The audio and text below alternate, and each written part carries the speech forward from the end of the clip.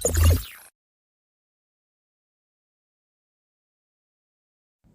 Everyone, welcome to JavaScript tutorial.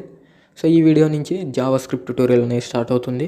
So ఈ first వీడియోలో JavaScript యొక్క ఇంట్రడక్షన్ గురించి చూద్దాం. సో జావాస్క్రిప్ట్ అనేది ఒక స్క్రిప్టింగ్ లాంగ్వేజ్ అనమాట. సో మామూలుగా వెబ్ డెవలప్మెంట్లో మనం HTML కానీ CSS కానీ యూజ్ చేస్తూ ఉంటాం కదా వెబ్ డెవలప్మెంట్ కోసం. సో అలాగే జావాస్క్రిప్ట్ కూడా ఒక స్క్రిప్టింగ్ లాంగ్వేజ్, వెబ్ డెవలప్మెంట్ కోసం యూజ్ చేస్తాం కదా. సో ఫస్ట్ ఈ జావాస్క్రిప్ట్ అంటే ఏంటి, ఎందుకు యూజ్ చేస్తారు అంటే, సో మామూలుగా మనం ఒక వెబ్సైట్ చేయాలి అంటే, సపోజ్ జస్ట్ HTMLతో చేయాలి అంటే మనం స్టాటిక్ వెబ్ పేజెస్ అనేవి క్రియేట్ చేయొచ్చు కదా.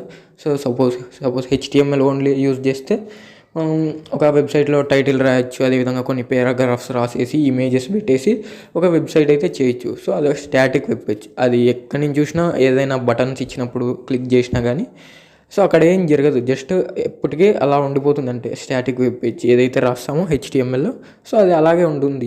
ఎటువంటి యాక్షన్స్కి అది సపోర్ట్ చేయదు. ఏదైనా బటన్ క్లిక్ చేసినప్పుడు ఏదైనా ఇమేజెస్ లోడ్ అవ్వడం కానీ, లేదంటే పారాగ్రాఫ్స్ లోడ్ అవ్వడం కానీ, సపోజ్ ఒక 2 పారాగ్రాఫ్స్ ఉన్నాయి, నెక్స్ట్ అనే బటన్ పెట్టి ఆ నెక్స్ట్ పైన క్లిక్ చేసి సేమ్ వెబ్ పేజ్ పైన ఇంకొక పారాగ్రాఫ్ లోడ్ అయ్యేలా, లేదంటే ఏదైనా ఒక యాక్షన్ జరిగేలా బటన్ క్లిక్ చేసినప్పుడు. సో ఓన్లీ బటన్సే కాకుండా ఇంకా సపోర్ట్ కొన్ని యాక్షన్స్కి, అన్ని యాక్షన్స్కి కూడా సపోర్ట్ చేసేలా ఉండాలి. అంటే ఓన్లీ HTMLతో చేయలేం కదా. మామూలుగా ఫామ్స్ క్రియేట్ చేయొచ్చు HTMLతో ఏంటంటే టైటిల్స్, హెడ్డింగ్స్, అదేవిధంగా ఇమేజెస్ పెట్టచ్చు, వీడియోస్, నెక్స్ట్ ఫామ్స్ కూడా క్రియేట్ చేయొచ్చు కదా. సో సపోజ్ ఒక లాగిన్ ఫామ్ ఒకటి క్రియేట్ చేసినాం వెబ్ పేజ్లో, ఒక యూజర్ నేమ్, అదేవిధంగా password. So user name, password, అలాగే ఒక బటన్ సబ్మిట్ అని చెప్పేసి. సో ఈ 3 కూడా మనం HTMLలో ఫామ్ ట్యాగ్ యూజ్ చేసి రాసినాం. సో జస్ట్ యూజర్ అనేవాడు ఏం చేస్తాడు, ఆ యూజర్ నేమ్ ఎంటర్ చేస్తాడు, పాస్వర్డ్ ఎంటర్ చేస్తాడు, సబ్మిట్ పైన క్లిక్ చేస్తాడు, అంతే. అక్కడ ఏం జరగదు. సో జస్ట్ ఎంటర్ చేస్తాడు, సబ్మిట్ పైన క్లిక్ చేస్తాడు, అంతే. జస్ట్ స్టాటిక్ అనమాట.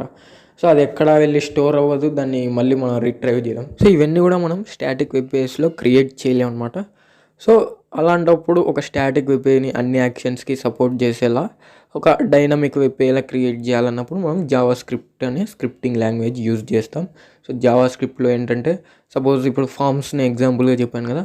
సో ఎంటర్ చేసిన డీటెయిల్స్ సబ్మిట్ పైన క్లిక్ చేయగానే జావాస్క్రిప్ట్ యూజ్ చేసి ఏదైనా డేటాబేస్లో స్టోర్ చేసుకోవడం కానీ, సో దాని అవసరం ఉన్నప్పుడు రిట్రైవ్ చేయడం కానీ, అలాగే బటన్స్ ఏదైనా క్లిక్ చేసినప్పుడు ఏదైనా ఇమేజ్ హైడ్ అవ్వాలన్నా, లేదంటే ఇంకో ఇమేజ్ లోడ్ అవ్వాలన్నా, సో లేదంటే ఏదైనా టైం బేస్ చేసుకొని వెబ్ పేజ్లో ఏదైనా లోడ్ అవ్వడం కానీ, సో అలా యూజర్ అనేవాడు ఇంటరాక్ట్ అయ్యేలా వెబ్ పేజ్లో ఏదైనా యాక్షన్ పర్ఫామ్ చేసినప్పుడు చేంజ్ అయ్యేలా మనం చేయాలంటే ఓన్లీ HTMLలో చేయలేం కదా. సో HTML ఏంటంటే జస్ట్ వెబ్ పేజ్కి ఒక స్ట్రక్చర్ అనేది ఇస్తుంది. సో ఆ ఫామ్స్లో అయితే ఆ ఫామ్ ఫీల్డ్స్ కానివచ్చు, ఆ బటన్స్ అనేవి క్రియేట్ చేసుకోవచ్చు. ఒక స్ట్రక్చర్ అనేది వెబ్ పేజ్కి HTMLతో చేయొచ్చు. సో దాన్ని డైనమిక్గా క్రియేట్ చేసి అన్ని యాక్షన్స్కి సపోర్ట్ అయ్యేలా, సో యూజర్ ఇంటరాక్ట్ అయ్యేలా మనం జావాస్క్రిప్ట్ అనేది యూజ్ చేసి చేయొచ్చు అనమాట. సో ఇప్పుడు అర్థమై ఉంటుంది కదా, HTMLతో మనం ఓన్లీ స్టాటిక్ వెబ్ పేజెస్ మాత్రమే డెవలప్ చేయగలం. సో అదే HTMLతో పాటు జావాస్క్రిప్ట్ కూడా యూజ్ చేస్తే ఒక డైనమిక్ వెబ్సైట్ అనేది క్రియేట్ చేయొచ్చు. సో CSS వచ్చేసి డిజైన్స్కి కదా. So HTML, CSS, JavaScript use చేసి ఒక మంచి డైనమిక్ వెబ్సైట్ అనేది డెవలప్ చేయొచ్చు అనమాట. సో ఇక్కడ చూస్తున్నారు కదా, JavaScript is light weight, cross platform and interpreted scripting language అని చెప్పేసి. సో జావాస్క్రిప్ట్ అనేది మామూలుగా లైట్ వెయిట్, అలాగే cross platform. So cross platform అంటే జావాస్క్రిప్ట్లో వర్షన్స్ ఉన్నాయి కదా. సో Node.js అని చెప్పేసి, React.js. సో అవి మామూలుగా వెబ్లోనే కాకుండా యాప్స్లో కానివ్వచ్చు, సో నాన్ ఎన్విరాన్మెంట్ బ్రౌజర్లో కూడా యూజ్ చేస్తూ ఉంటారు కదా. సో నెక్స్ట్ వచ్చేసి, it is well noun for development of web pages, many non browser environments also use it. So చెప్పాను కదా, సో నాన్ బ్రౌజర్ ఎన్విరాన్మెంట్స్లో కూడా జావాస్క్రిప్ట్ అనేది యూజ్ చేస్తారు. సో జావాస్క్రిప్ట్ వచ్చేసి క్లయింట్ సైడ్ డెవలప్మెంట్స్కి, అదేవిధంగా సర్వర్ సైడ్ డెవలప్మెంట్స్కి కూడా యూజ్ చేస్తారు. సో జావాస్క్రిప్ట్కి చాలా ఎడిటర్స్ ఉంటాయి. సో నేను ఈ ట్యూటోరియల్ వచ్చేసి సబ్లైమ్ టెక్స్ట్లో చేస్తాను. సో మామూలుగా HTML ఫైల్ ఎలా క్రియేట్ చేస్తామో అలాగే క్రియేట్ చేస్తాము. సో ఎక్స్టెన్షన్ వచ్చేసి .html. సో HTMLలోనే ఈ జావాస్క్రిప్ట్ అనేది రాస్తాం అనమాట కోడ్. సో HTMLలో బాడీ ట్యాగ్లో కానివచ్చు, హెడ్ ట్యాగ్లో కానివచ్చు, ఎక్కడైనా కూడా జావాస్క్రిప్ట్ అనే కోడ్ అనేది ప్లేస్ చేయొచ్చు, రాయొచ్చు అనమాట. సో స్క్రిప్ట్ ట్యాగ్ అనేది యూజ్ చేస్తాం జావాస్క్రిప్ట్కి.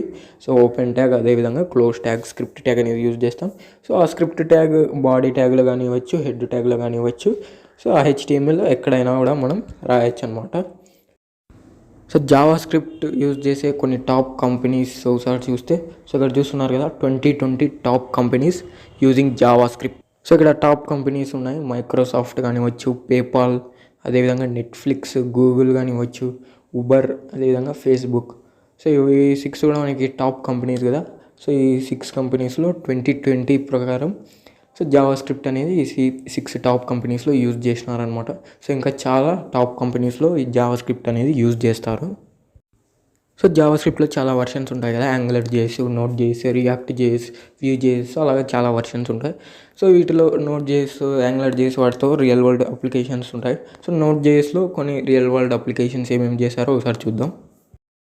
సో ఇక్కడ చూస్తున్నారు కదా, famous apps built on Node JS అని చెప్పేసి. సో నోట్ జేఎస్ ఏంటంటే జావా స్క్రిప్ట్లోనే ఒక వర్షన్ అనమాట. Node JS, Angular JS, React JS అలాగా.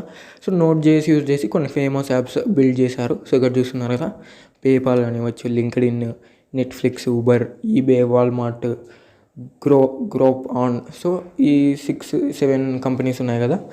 సో ఈ ఫేమస్ యాప్స్లో నోట్ జేఎస్ అనేది యూజ్ చేసి ఈ యాప్స్ అనేవి బిల్డ్ చేయడం జరిగింది. సో ఇవి మనకి నోట్ జేఎస్లో కొన్ని famous apps, real world apps మనకి ఏవైతే బిల్డ్ చేశారో సో ఈ 7 యాప్స్ అనమాట. PayPal, LinkedIn, Netflix, Uber, eBay, Walmart, group on అలాగా. సో ఇంకా చాలా ఫేమస్ యాప్స్లో ఈ note JS, React JS, so JavaScript అనేది యూజ్ చేస్తూ ఉంటారు. సో ఇప్పుడు జావా స్క్రిప్ట్ అప్లికేషన్స్ అనేవి చూద్దాం. సో అంటే జావా స్క్రిప్ట్తో ఏమేమి చేయొచ్చు అని చెప్పేసి, వెబ్ డెవలప్మెంట్ కానివచ్చు, యాప్స్ కానివచ్చు, సో అలా అప్లికేషన్స్ ఏవైతే ఉన్నాయో సో అవి ఒకసారి చూద్దాం ఇప్పుడు. సో ఇక్కడ చూస్తున్నారు కదా, సో ఇవి వచ్చేసి జావా స్క్రిప్ట్ యొక్క అప్లికేషన్స్ అనమాట. సో జావా స్క్రిప్ట్ వచ్చేసి మామూలుగా వెబ్ డెవలప్మెంట్లో యూజ్ చేస్తారు, అదేవిధంగా వెబ్ అప్లికేషన్స్లో, నెక్స్ట్ వచ్చేసి సర్వర్ అప్లికేషన్స్, అదేవిధంగా మొబైల్ అప్లికేషన్స్. సో నేను చెప్పాను కదా క్రాస్ ప్లాట్ఫామ్ అని చెప్పేసి. సో జావా స్క్రిప్ట్ అనేది మొబైల్ అప్లికేషన్స్ కానివచ్చు, గేమ్స్, క్లయింట్ సైడ్ వ్యాలిడేషన్స్, అదేవిధంగా డేట్ టైం డిస్ప్లే చేయడం కానీ ఏపీఎస్ పైన. So to validate user input before submission to the form. So ఫామ్స్లో ఏదైనా ఎంటర్ చేసినప్పుడు సో దాన్ని వ్యాలిడేట్ చేయడం కానీ. సో ఫామ్ వ్యాలిడేషన్ కూడా ఒక టాపిక్ అనేది ఉంటుంది జావా స్క్రిప్ట్లో. సో వ్యాలిడేషన్ అంటే సపోజ్ ఇప్పుడు ఒక జీమెయిల్ ఎంటర్ చేస్తారు కదా, సో అందులో డాట్ సింబల్ మిస్ చేసినా కానీ, at the date of symbol miss చేసినా మనకు ఎర్రర్స్ వస్తుంటాయి కదా. సో అలా వ్యాలిడేట్ చేయడం, ఎంటర్ చేసిన దాన్ని వ్యాలిడేట్ చేయడం కానీ. అలా అదేవిధంగా open and close new windows. So new windows కానివచ్చు. So to display dialog boxes and popup windows. So dialog boxes మనం చూస్తుంటాం కదా మొబైల్ అప్లికేషన్స్లో కానివచ్చు, సో వెబ్సైట్స్లో కూడా న్యూ విండోస్ కానివచ్చు, డైలాగ్ బాక్సెస్ అనేవి చూస్తుంటాం. సో అవి కూడా మనం జావా స్క్రిప్ట్తో చేయొచ్చు అనమాట. So to change the appearance of HTML documents. So HTML documents యొక్క అపియరెన్స్ అనేది కూడా చేంజ్ చేయొచ్చు జేఎస్ తోటి. So to create the forms that respond to user input without accessing the server.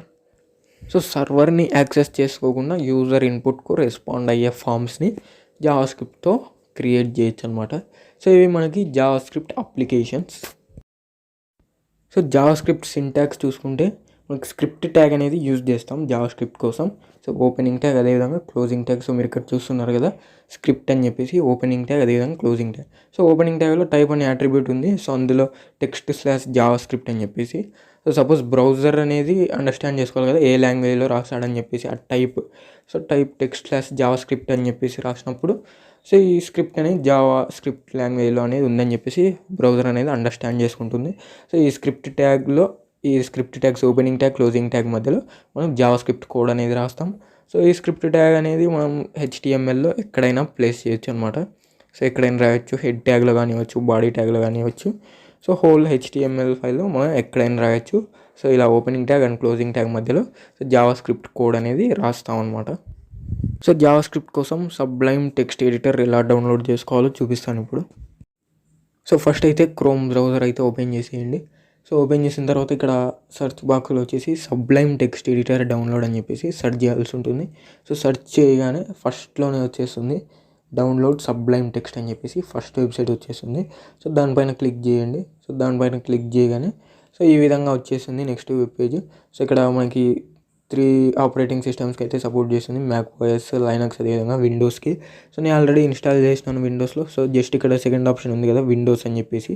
So Windows also available as a portable version అని చెప్పేసి. So Windows పైన click చేయగానే Sublime text అనేది డౌన్లోడ్ అవుతుంది. సో డౌన్లోడ్ అయిపోయిన తర్వాత setup చేసుకొని నీట్గా జావా స్క్రిప్ట్ అనేది యూజ్ చేయొచ్చు. సో HTML లాగే ఫైల్ అనేది క్రియేట్ చేస్తాం .html ఎక్స్టెన్షన్తో. సో ఆ HTML ఫైల్లోనే మనం జావా స్క్రిప్ట్ కోడ్ అనేది రాయొచ్చు అనమాట. సో ఇది మనకి డౌన్లోడ్ చేసుకునే ప్రాసెస్ సబ్లైమ్ టెక్స్ట్కి.